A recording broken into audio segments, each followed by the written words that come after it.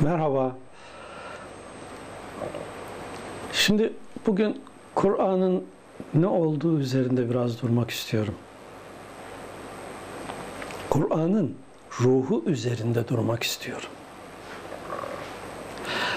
Hz. Muhammed Aleyhisselam'ın Allah Resulü olarak bize bildirdiği İslam dinini Müslümanlığı görerek karşı olan bazı kişilerin kutsal kitabımız Kur'an-ı Kerim'in ruhunu okuyamamaktan ileri gelen şu eleştirel sorusu hayli sık karşıma gelmeye başladı. Bu kişilerin eleştirel sorusu şu: Hz. Muhammed 1400 küsur sene önce yaklaşık 5000 kişinin yaşadığı ve çoğunluğunu ilkel düşünceye sahip insanların oluşturduğu bir topluluğa peygamber olarak gelmiştir. Kız çocuğunu büyüdüğünde ar olur diye diri diri kuma gömüp öldüren, kadının bir mal gibi sayısız, sınırsız ölçüde alınıp satıldığı, kadının bir insan olarak dahi görülmediği ve hiçbir hakkının olmadığı bu toplumda sorular ve sorunlar elbette ki o toplumun anlayış seviyesine göre şekillenmiş. O soru ve sorunların çözümü de Kur'an'ın şekillenmesine vesile olmuştur. Eğer Hz. Muhammed o bölgede değil de kutuplarda dünyaya gelseydi, peygamberlik döneminde tebliğ edeceği kitap Eskimoların yaşadıkları toplumsal şartlara, örf ve adetlere göre oluşan soru ve sorunlara göre şekillenecekti. Bu durumda gene o kitaba göre yeni nebi ve kitap gelmeyecek olduğuna göre İnsanlık bu çağda anlayış seviyesi ortada olan o toplumun şartlarına göre konmuş olan kurallarla mı yönetilecektir? Bu kurallar o kitabı bırakın çağlar öncesine hitap etmeyi, düne veya bugüne göre dahi geçersiz kılmaz mı? Dünya genelinde yaşayan sayısız topluma 1400 küsur sene öncesinin anlayışına göre şekillenmiş kurallar ile nasıl hitap edilebilir? Kur'an insanları 1400 yıl öncesine döndürerek mi cennete sokacak? Evet, son devir ateistlerinin kendi ilmi seviyelerine, bilgilerine dayalı bakış açılarıyla ortaya attıkları soru bu. Bu fakire göre belki doğru, belki yanlış. Ama sorunun cevabı şöyle: Kur'an-ı Kerim'in ruhunu anlayanlara göre bu kitap insanlık yaşadıkça onlara ışık tutacak ve ahiret saadetine eriştirecek bilgileri ihtiva etmektedir. Ayrıca çok büyük bölümüyle cehennem ve cennet boyutlarında dahi sonsuza dek yararlanılacak bilgi ve yaşam gereklerini kişiye açmaktadır. Kişinin kendi hakikatini, Allah ismiyle işaret edilenin ne olduğunu açıklamaktadır. Daha önceki çeşitli açıklamalarımda Kur'an içindeki bilgilerin bir kısmının nübüvvet kemalatından, diğer kısmının da risalet kemalatından kaynaklandığını, risalet kemalatından kaynaklanan bilgilerin sonsuza dek gündemini koruyup insanlara yeni açılımlar kazandırabileceğini belirtmiştim. Risalet kemalatından tebliğ olunan İhlas Suresi, Fatiha Suresi gibi, nübüvvet kemalatından kaynaklanan ve toplumsal yaşam içinde insanların davranışlarına yön veren evlenme, miras, şahitlik, kısas gibi konular ise insan dünyada yaşadığı sürece gündeminde kalan ve kişinin ölümüyle birlikte o kişinin gündeminden düşen hükümlerdir. Şimdi burada Kur'an-ı Kerim'in ruhunu fark edip anlamaya çalışalım. Kur'an, insanları asırlar öncesi ilkel yaşama döndürme ve insanları geriye dönük yaşama sabitleyip kilitlemeye dönük olarak mı bize tebliğ edilmiş bir kitaptır? Yoksa insanları geleceğe hazırlanmaya, insanlara tekamül, gelişme yollarını göstermeye, en mükemmele yönlenmeye mi teşvik etmektedir? Bu yüce kitabı en iyi anladığına inandığım kişilerin başında gelenlerden Hazreti Ali bu anlayışa dayalı olarak şöyle demiştir: çocuklarınızı yaşadığınız devre göre değil, yaşayacakları devre göre yetiştiriniz. Yani çocukluğu ve gençliği Hz. Muhammed Aleyhisselam'ın yanında geçip Kur'an ruhunu ondan edinmiş olan zatın bakış açısıdır bu. Geleceğe dönük yaşam tarzı ve bakış açısı. Eğer nübüvvet çeşmesinden toplumu sulayan hükümlere bakılırsa bunların hepsi geçmişte ve o asırlarda adeta insan yerine bile konmayan o güne kadar ticari seks metaı hükmündeki dişilere kadınlık haklarının edindirilmesi amacına dönüktür. Onların ticari mal olarak görülmeleri yasaklanmış, onlara eş olarak belirli haklar edindirilmiş, toplumda sözü geçmezken şahit olma hakları teslim edilmiştir. Mirastan pay alma hakları oluşturulmuştur. Şimdi lütfen izan ve basiretle anlamaya çalışarak şu gerçeği fark edin. Kur'an ruhu itibariyle eskide kalmayı önlemek, geriye dönüşü durdurtmak, haksızlıkları ortadan kaldırmak, insanları sürekli ileriye dönük değerlendirme yapma, teşvik amacıyla hükümler getirmiştir. O her an yeni bir şandadır ayetiyle Allah'ın ahlakı bildirilirken, özelliği bildirilirken insanların da her an kendini yenilemesi istenmiştir. Benim kişisel kanaatim olarak kimseyi bağlamaz. Kur'an'ı daha gerçekçi değerlendirmeye vesile olur diye düşünerek belirtirim ki, Kur'an bu hükümleri getirirken dememiştir ki bu hakları arttırıp eşitliği sağlamayın. Burada kalın, ileri gitmeyin. Kadınlar ikinci sınıf olarak kalsın, tekamül etmeyin. Böyle bir şey demiyor Kur'an. Sayısız dişi alma hakkını bir aşama olarak 4 ile sınırlarken tek eşle yaşamanın çok daha yararlı olduğu yolunda uyarısı var. Bu hedef olarak gösterilmiştir. Zekat asgari insanların hakkı olarak gösterilirken sadaka altında varlığındakileri olabildiğince insanlarla paylaşmanın faziletinden söz edilmiştir. Yani kadına edindirilen haklar nihai son hak, son sınır değil. Toplumun, erkeklerin ve kadınların tekamülü nispetinde geliştirilecek haklar manzumesinin temelidir. Söz hakkı olmayan kadına 2 kadından biri olarak şahit olma hakkı kazandırılmışsa bu ebeden bu kadardır anlamında değil ki. Kadının kendini geliştirmesi oranında erkekle eşit hakları olabileceğine işaret anlamındadır kanaatimce. Söz hakkı olmayanın hiç olmazsa ikisi bir arada insan olarak yaşayıp şahit olmasına olanak sağlamıştır. Ama zaman içinde toplum olarak kadının değerini anladığınız zaman onun da sizin gibi bir Allah kulu olduğunu insan olarak ve halife olarak kadının yeryüzünde yer aldığını fark ettiğiniz zaman tek başına erkekle aynı haklara sahip olmasını engellemeyin anlamında olarak. Bir toplum kadına bir erkekle beraber tek başına şahit olma hakkı tanıyorsa bu asla Kur'an'ın ruhuna ters düşmez anlayışıma göre. Ve hatta evla olan da budur. Mirasta payı olmayan kadına hiç değilse erkeğin yarısı kadar hak edindirilirken o günün şartlarına göre bu demek değildir ki sakın ola fazlası verilmeye.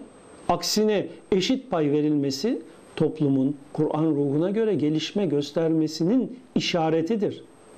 Yani Kur'an ruhu geriye dönmeye taban sınır getirmiştir bu hükümlerle. Fakat ileriye doğru uygulamaları asla sınırlamamıştır. İşte getirdiği ileriye dönük sınırlaması olmayan insan haklarıyla ihtiva ettiği bu ilerisi açık anlayış dolayısıyla artık Kur'an'dan sonra yeni bir kitap gelmesine gerek kalmamış ve Hz. Muhammed Aleyhisselam Hatem-i Nebi, son Nebi olmuştur.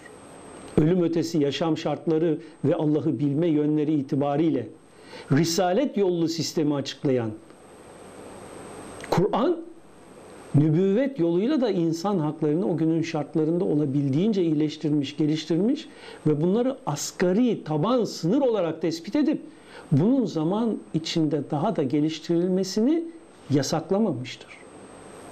İşte bu temel prensip anladığım kadarıyla Kur'an'ın ruhudur ki o aziz kitabın sonsuza dek geçerliliğini ve başka bir kitap gelmesine ihtiyaç duyulmamasını temin etmektedir. Evet, eğer bunu fark edebildiysek, şimdi iş önemli olan nokta Kur'an'ı okuyabilmektir. Kur'an'ın ruhu konusunu bazıları anlayamıyor. Yanlış anlıyor. Şimdi bu konuyu biraz daha açmamız gerekiyor.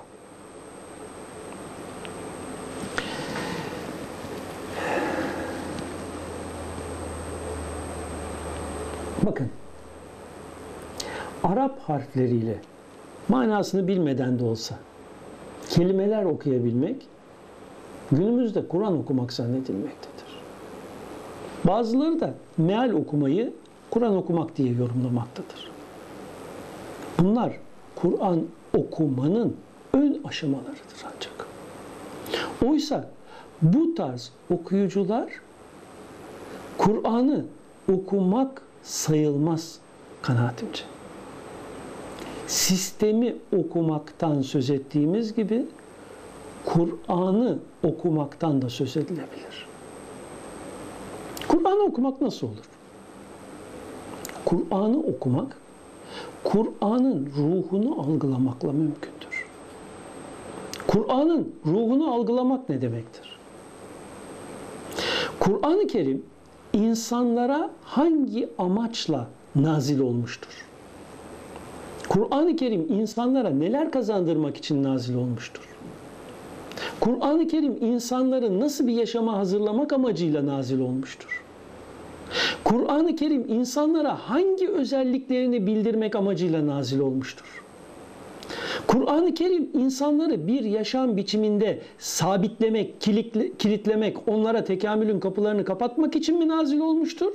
Yoksa sürekli gelişmenin yollarını göstermek, farkında olmadıkları ya da ellerinden alınmış hakları edindirmek, sonunda kadın erkek bir arada yeryüzünde halife olarak yaşamanın özelliklerini, çarelerini bildirmek amacıyla mı nazil olmuştur? Kur'an-ı Kerim'in nazil olan ayetleri insanlara birbirlerinin haklarına saygılı bir şekilde fakat sürekli ileriye dönük bir biçimde yaşamayı mı amaçlayan mahiyettedir? Yoksa onları geriye döndürmek için mi gelmiştir?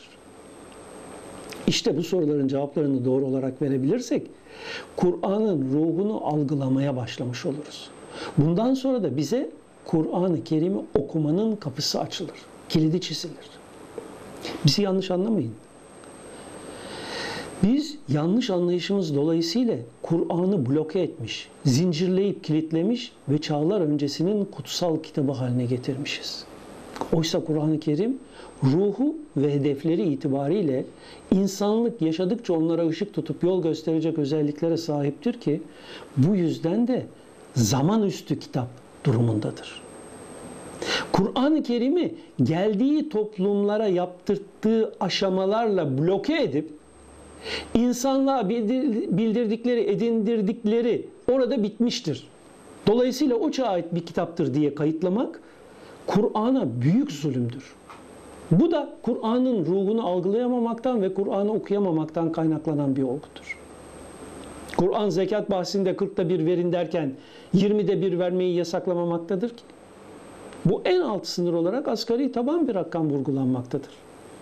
Kadının hiç miras hakkı yokken onlara asgari pay olarak yarım hisse kazandırılmıştır. Ama sen birebir erkekle eşit hisse tanırsan bu asla Kur'an'ın ruhuna ters düşmez. Ayrıca Kur'an bunu engellemez. Hatta ruhu itibariyle bunu öngörür. Yani Kur'an'da verilmiş bulunan haklar asgari geri dönülmez haklar olarak mütalaa edilir. Bunun daha arttırılmayacağı yolunda da ne bir ayet vardır ne de Allah Resulü'nün bir buyruğu. Bizler Kur'an-ı Kerim'in ruhunu algılayamadığımız için Kur'an'ı okuyamamakta, bu yüzden de ayetlerin lafzında kalarak bize verilen mesajı anlayamamaktayız. Bundan sonra da Kur'an-ı Kerim bu anlayışsızlığımızı bloke edip günümüze hitap etmemektedir diye ahkam kesmekteyiz. İnsanlar bir yasa yapmaya gerek duyduklarında o yasayı çıkarmaya duydukları gerekçe o yasanın ruhudur. O ruha göre, o düşünce tarzına göre uygun anlatım şekli bulunur ve cümlelendirilir.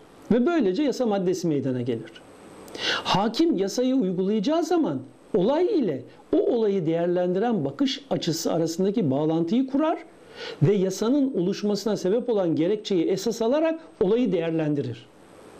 Hakim yasayı ruhuna uygun olarak değil de lafzına göre değerlendirip karşısındaki olaya hükmederse büyük olasılıkla yanlış yapar. Çünkü değerlendirmede esas yasanın lafzı değil, ruhu olmalıdır. Yasalar ruhuyla var olan varlıklardır. Yalnızca lafzıyla var kabul edildiği zaman amaçtan sapma meydana gelir.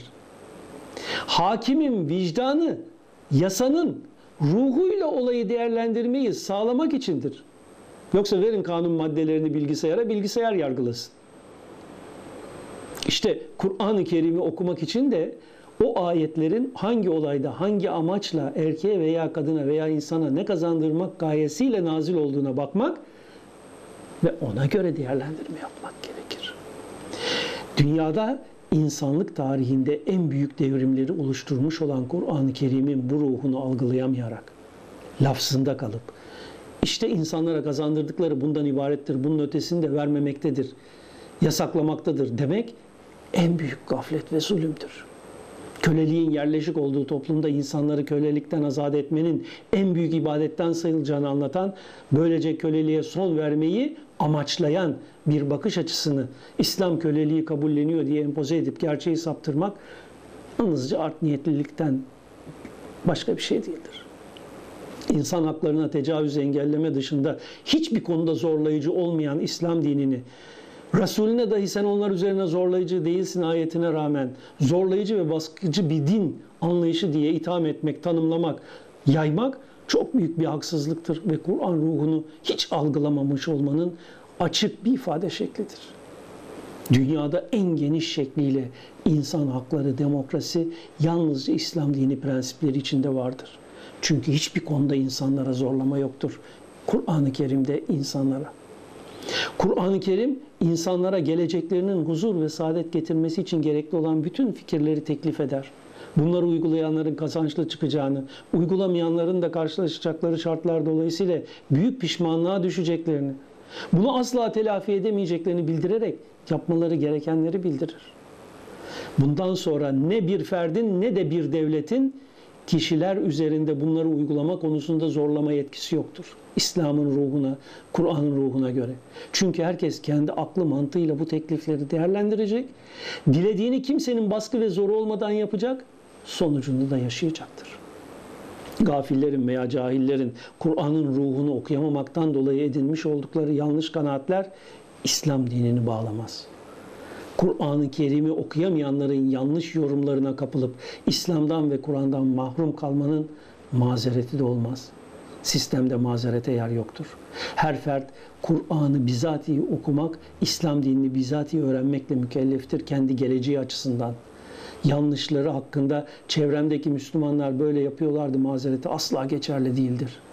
Dini Müslümanlara bakarak değil, Kur'an'a bakarak öğrenmek herkes için farzdır. Bunu yapmayan sonuçlarına ahirette katlanır.